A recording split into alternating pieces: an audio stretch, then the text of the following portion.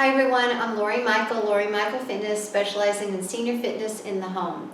Today, with the help of my friend Kim, I'm going to show you some exercises to do to relieve any hip tightness and get some relief from any lower back pain. So here we go. Hi everybody, we've got two stretch options for you today. First, you want to find a wall or countertop is great. Put your hands lightly on the wall or countertop.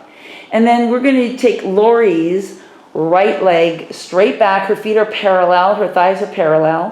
Her back heel goes to the floor. The front knee bends quite a bit, but the back knee is still soft. It's not completely straight.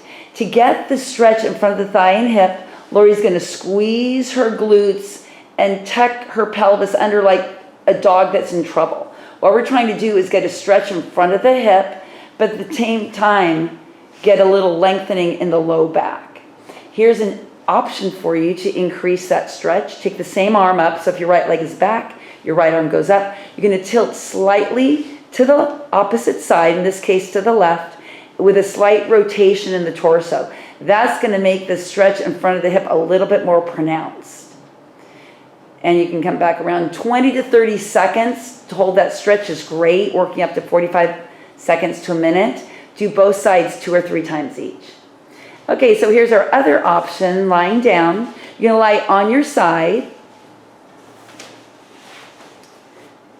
and grab your strap. It can be a strap, it can be a rope, it can be a belt, anything that you can put around the ankle. So Lori's going to put around the front of the ankle. Grab the strap with both hands, and then she's going to stack her thighs. Her top knee is bent, her bottom leg can be a little bit more extended, and she's lying comfortably on her side.